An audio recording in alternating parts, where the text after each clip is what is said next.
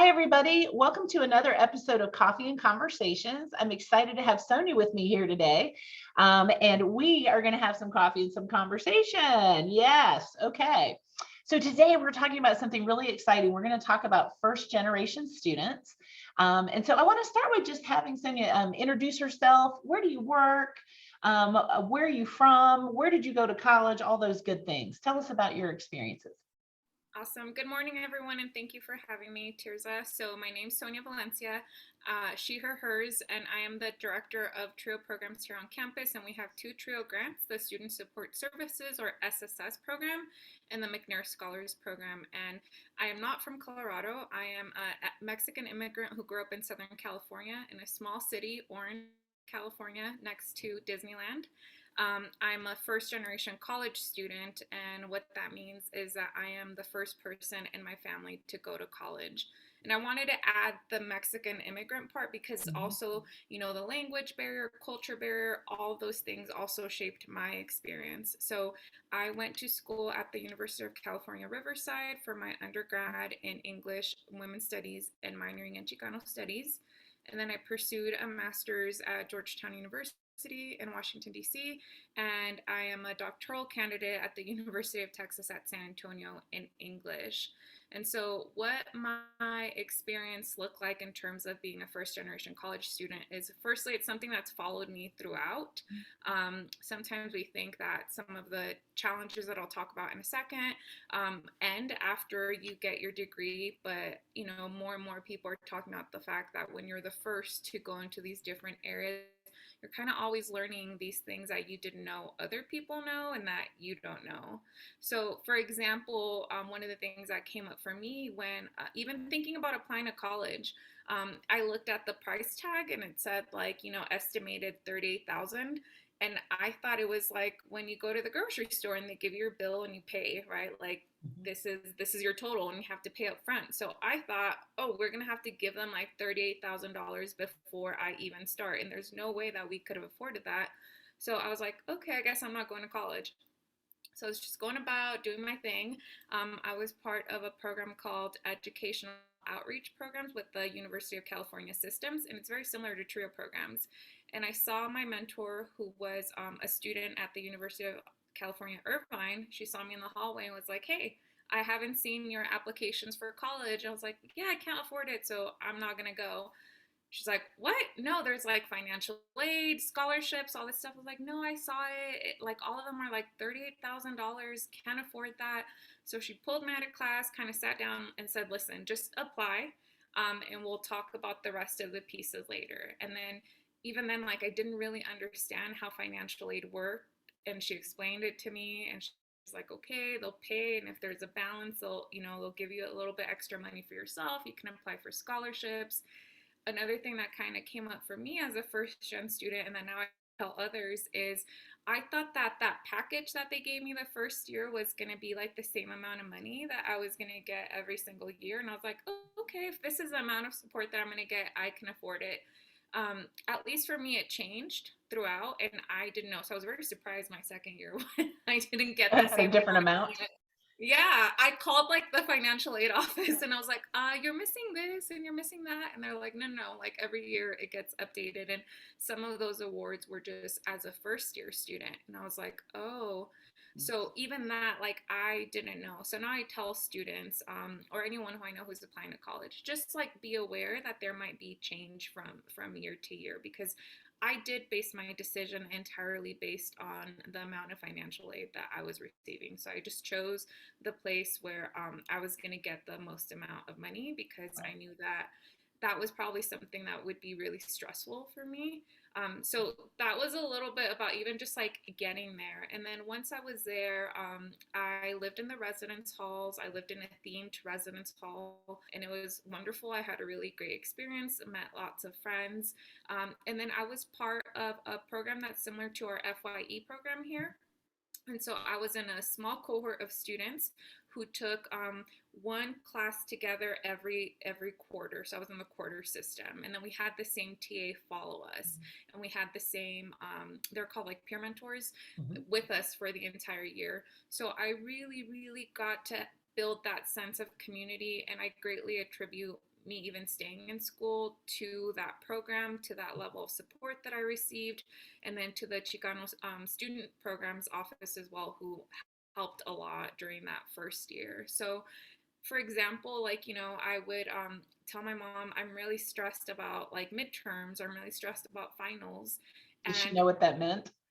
no, because she thought that, she had seen me like stress, and I'm using air quotes because stress in high school and college was a lot different. She had seen me stress like when I was in high school, and she's like, "But you always got an A," and I'm like, "No, mom, but like this is different. Like it's really, really challenging, etc." So like she would call me, and as the oldest child, I still did a lot of translating for my mom, a lot of like cultural brokering. So Mhm. she's like, "Can you help me figure out this bill? Can you help me figure this out?" But I'm like also trying to sometimes cram for midterms and these things. So I just felt very, very conflicted. And finally, I think like during my it was finals, like I had a little breakdown. I was like, "Mom, like you can't call me for this week because I really, really have to study." And that was a challenging conversation because she didn't understand, again, because she had never gone to college. She had never really talked to anyone about what the college experience was like.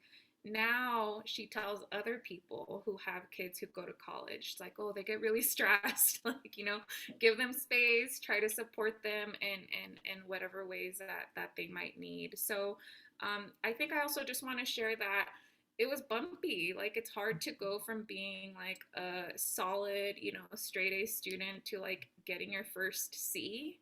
um, that was really, really rough, and it like really made me question myself. But like I said, the Chicano student programs, the TAs, like they were super supportive. And then having like even my hallmates, like in the first month, first quarter, it was really loud in there. Everyone was like always visiting with each other and in each other's dorms. And then like after the first quarter was over, like it was really quiet. Everybody was like studying Everybody and got their stuff. first set of grades. Yeah. So, and that was nice though, because I didn't feel alone. You know what I mean? And even when you walked in and you felt the vibe different, people didn't need to tell you, like, I didn't do well, because there can be a little bit of shame around that. Like, you just knew, okay, like, I'm not alone. Other people are struggling as well, and we're in this together. And so, yeah, that's a little bit, I guess, just about that first year transition. And it definitely got easier being part of that program that's similar to FYE. They made us do these like things that I thought were cheesy, like going to the tutoring center, going to the career center, going to the counseling center as part of like a scavenger hunt. I was like, "Oh, why do I have to do this?" But there's great purpose there. Yep. And guess what? Like, I knew about places to go, and I knew about the services that they offered. Like, nobody really knew that our counseling center had this like I forgot what it's called. It's like a relaxation room, Oh, yeah. and they had like a massage chair that you could book, and like the cool like music and all that stuff, just to kind of de-stress, meditation room Yeah. type of place.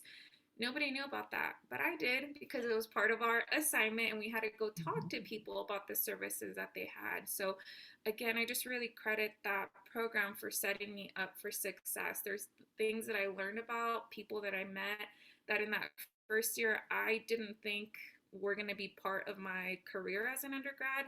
And then later on, when I had questions about studying abroad, like I knew someone. I was like, "Okay, I'm going to go talk to John, who I met that day." And that was literally how I would email people. I'm like, "Hey, I met you as part of like, Chess Connect, blah, blah, blah." And so it just made talking to other people about things easier. Out of that sharing that you just did, I heard two main themes. Context.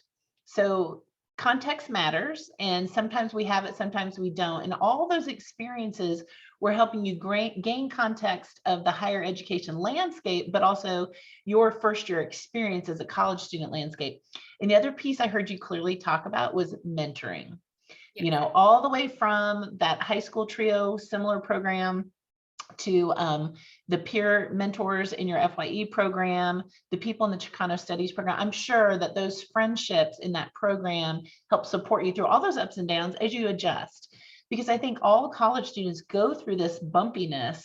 But for first gen students, there's this extra layer of understanding what's there and the resources and how to access them and use them, and that they're actually available for you, Yeah, right? Not just for others, but for you. yeah. Well, let's transition a little bit. I'm curious to know, because you work with first generation students and you support them and you've been one, is there a formal definition of what a first generation student is? Because I've heard multiple. Yeah. So the U.S. Department of Education defines first generation college student as a student whose parents or legal guardians did not earn a bachelor's degree. And So they so, could have maybe gone or tried to go to school, but they just didn't finish. yeah, you could have an associate's, your parents could have an, or legal guardians could have an associate's degree, and you're still considered a first gen student. They could have gone or dropped out, and you're still Mhm. considered a first gen student. So that is a definition that we use here at CU Denver and that the TRIO programs use. Okay, that's good to know. So, how many first generation students do we have at CU Denver? I've heard various numbers in the 50% range, but I'm not quite sure.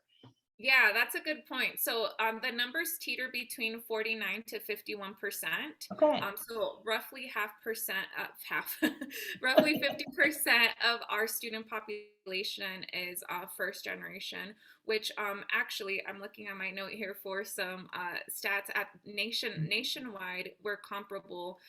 A report by NASPA, who has a first gen center with a lot of great resources and statistics on first gen students, reports that 56% of college students are first gen. So we're comparable in terms of national statistics. So, when you think about what you've observed in all of your work with first generation students, I'm curious to know, what are things you've noticed about the first gen students in the classroom or just on campus? Um, in terms of the classroom, one of the things that I've noticed is maybe in trio, and really want to give credit to my colleague Jessica Luna. She calls them the unwritten rules of professionalism. Um, they may be less likely to know how to approach a professor in like a professional way. And again, Right. I use scare quotes here because I think that that is a very subjective Mhm. definition. But sometimes if you're working with a professor who really cares about that, it may give them a negative first impression of you, of like not being professional, etc. So, little things like, I know that I give you the vibe that like I'm here and I'm approachable, but when you engage with me in email, it's a different communication medium, and we want to adhere to the protocols of Mhm. that particular communication medium. And so just having like little side conversations, Mhm. also giving them tips like, don't tell your professor like, oh, I have something else like more important to do, because they're just being honest. Like they don't want to miss your class, but something came up in their life that they have deemed as a little bit more important. So just kind of taking a step back and say, okay, I totally understand, but maybe don't tell people that something else was more important than their class. Just, something came up. So a lot of like soft skills, almost like really working with students to fine tune those so that they don't accidentally like rub someone the wrong way who might be able to help them later on. The other thing that I've learned is those are my students who are more likely to work multiple jobs. And so, Mhm. with those competing interests, limited time to get to class, limited time to study, sometimes things like group assignments can be a little bit more challenging for those students who are juggling multiple jobs. So, those are just some kind of unofficial things that I've noticed in terms of like being in the classroom as an instructor. In terms as an administrator and even reading some of the data, we know that first generation students, while they are more likely to use offices like the financial aid office, they're actually less likely to use other academic support services, including like academic advising, tutoring, the counseling center, or the career center. And all of those are so critical to our overall success. So part of what we do in Trio and in McNair, Trio SSS and McNair, is partner with those offices so that our students not only know the kind of support that those offices offer, but that they have that personal contact and then they can experience it firsthand. Like I'm getting knowledge in some of these areas that I may have not known where to go to for some Mhm. support. And so I found that statistic really interesting. Again, this is on the NASPA First Gen student fact sheet, and that they are just really less likely to use those academic support services. And just shout out to here the LRC, the Writing Yes. Center. They are so pivotal to academic success. And if we have any first gen students or any students really at CU Denver who are listening and are struggling in classes, please utilize those resources. You pay for them via your tuition and they're there to help you. So make sure that you take advantage of those. So audience, we did a great interview with Lorianne Varela, who is our director of the Learning Resource Center a couple weeks ago, and I'll link in the show notes a link for that short interview so you can learn more about the Learning Hub, which does have basic tutoring for a variety of classes. It's got math support and it's got writing support. So do definitely check that out. Wait, now, can you tell us briefly, just give us kind of a quick overview of some of the services and programs that support first generation students, including your office? Yeah, absolutely. So while our office, the TRIO office, is like our purpose is very specifically to help first gen underrepresented and students with disabilities. Like we have first gen in our mission. This is based on the Higher Education Act of 1965. I would say that there are also other offices on campus who are very much here to help first gen students as well, even if it's not specifically in their title, first gen students. So I would say that FYE is one of those really, really great offices. For me, new student orientation is like super pivotal, whether you're first gen or not, like you're transitioning into a new space. And while you get a lot of information, again, even if like you just keep a couple of those names or a couple of those offices in your head, or you keep notes or something you can turn back to later, as you are navigating your first, second, third, fourth year at CU Denver. And so the kind of support in the FYE courses through the peer mentor program like PALS, I think is Mhm. wonderful, because research shows that students who have that peer mentor support, who have like that built-in support, are more likely to feel like they belong. And that's why I'm linking it to first gen, because part of one of the common experiences among first gen students is feeling like you don't belong, like you Mhm. are, there's something wrong with you for struggling with Mhm. this, for not knowing the answers to some of the questions that you have. So having that built-in support to tell you, hey, like we're here to help you find the answers, I think is critical to first gen student success. And so our programs in the TRIO office, their ultimate goal is to help first gen underrepresented and students with disabilities finish their BA and be prepared for their next step, whether that might be going into their career, or going on to graduate school. And so we offer workshops throughout the academic school year to develop the student holistically, and that just means the entire person, in terms of like financial literacy services. I accepted all the loans. I was like, give me all the money, and then don't do this, Pay it students, back. if you're watching, not realizing I was going to have to pay them back at some point. I was just like, cool, like free money to spend on things that I shouldn't have been spending them on. So we talk to our students a lot in SSS about financial literacy, like making sure, especially first gen students are also more likely to graduate with higher debt than students Okay. who have parents who have college degrees. So when like I wish we could just talk about all these different areas. There's so many ways that being first gen can really mark and shape your college experience, but then like even beyond, right? Like Right. I'm still paying for Right. those student loans and I will be for a very long time. And so that also has impacts on my life today. And so we do a lot of work, for example, on financial literacy, really pushing things like the ELC, experiential learning opportunities, internships, because we know that first gen students are also possibly less likely to have networks or connections that might be able to help them land that first job. And so opportunities like internships Right. are really, really great for you to broaden your network and prepare you for life after graduation. And then McNair focuses preparing students who are the first to go to college and receive a BA or BS and also want to go on to get a master's or a PhD. That's a whole other journey in and of its own. And so we work with students to help them become competitive applicants so that they can get accepted into the program of choice, get the funding that they need, and then give them the tools to hopefully succeed and persist throughout their graduate degree. Your office does so much stuff and great stuff that is so supportive. And really, I know some of the requirements that students in your programs have. Again, it's like that FYE class. It is preparing them for whatever's going to happen post baccalaureate, Yeah. the job. Or that's wonderful. Thanks for sharing about that. One of the reasons I wanted to interview you was I know we have First Gen Week coming up. Could you tell us like the dates, what's planned for our campus to celebrate our first generation students? Yeah, absolutely. So National First Gen Day is November 8th, which is Monday. And at CU, we've decided to extend the celebration beyond one day, and it'll be First Gen Week.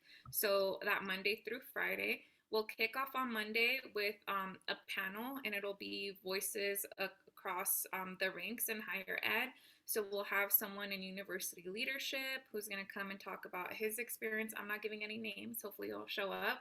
As a first gen student, you'll get to hear from a professor who will talk to you about their experience as first gen undergrad, grad school, and now like as a professor, we'll hear also from students, transfer students, students who didn't transfer who are undergrads, and so we'll have a little panel, and you'll get to hear about their different experiences. There will be some food and some nice giveaways.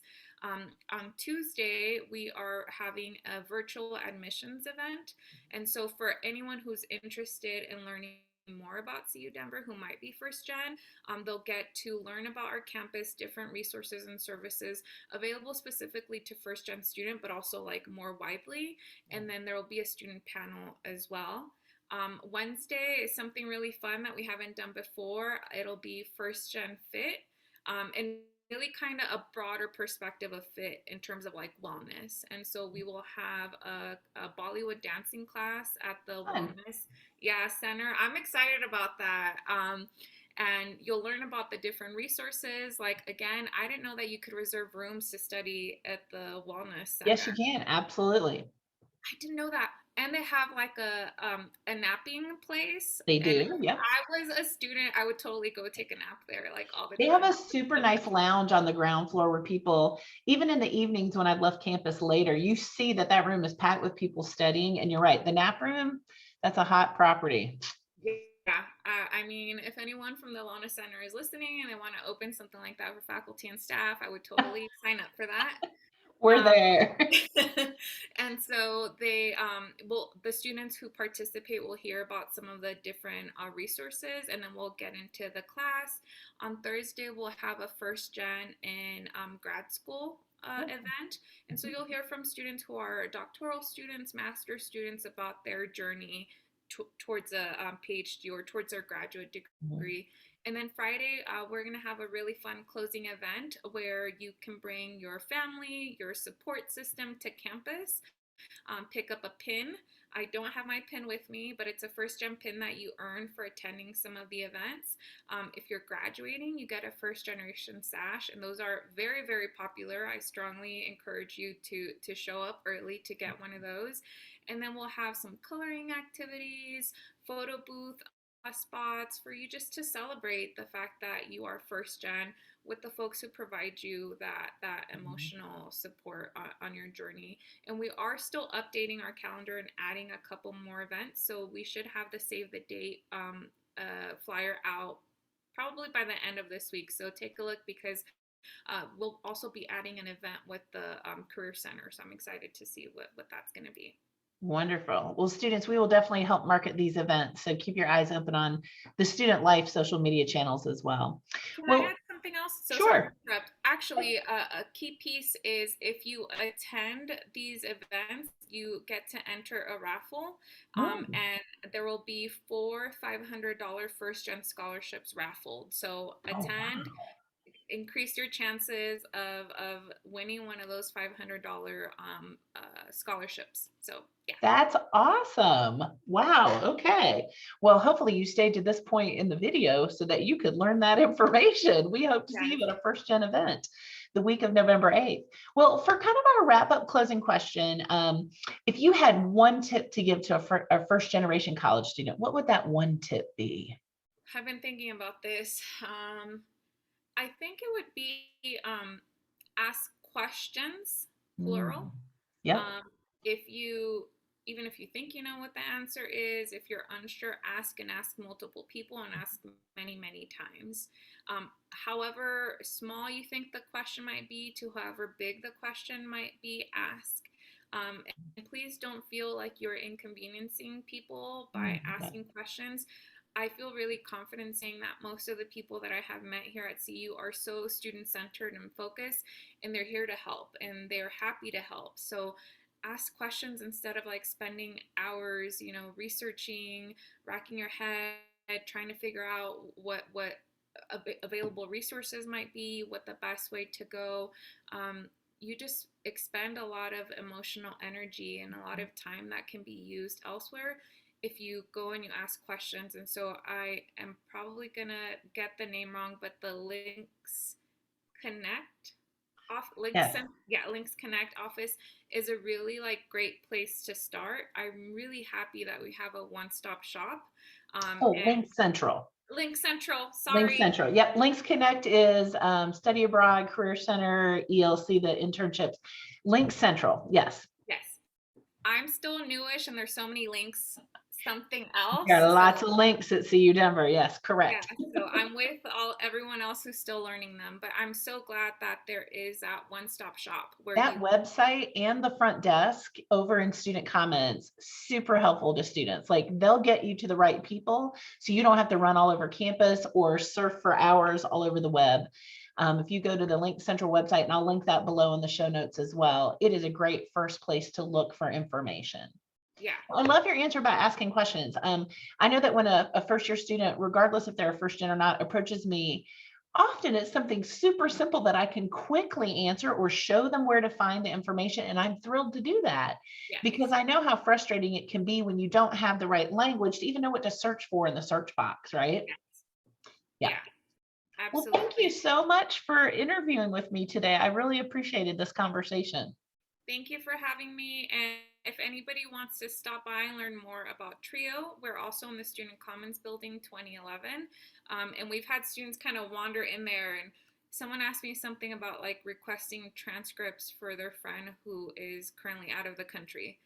And, I sat with them. I'm like, all right, let's figure out how to do this. So really, there are so many different offices on campus who I know provide that level of support for students. And if you want to learn more about our programs, stop into Student Commons 2011. And I really hope to see folks at our First Gen Week celebration and coming up in 2 weeks. Great. All right, folks. Well, thanks for joining us for another episode of Coffee and Conversations. I'm Tierza Watts, Director of Student Life, and we'll see you in our next episode. Bye, everybody.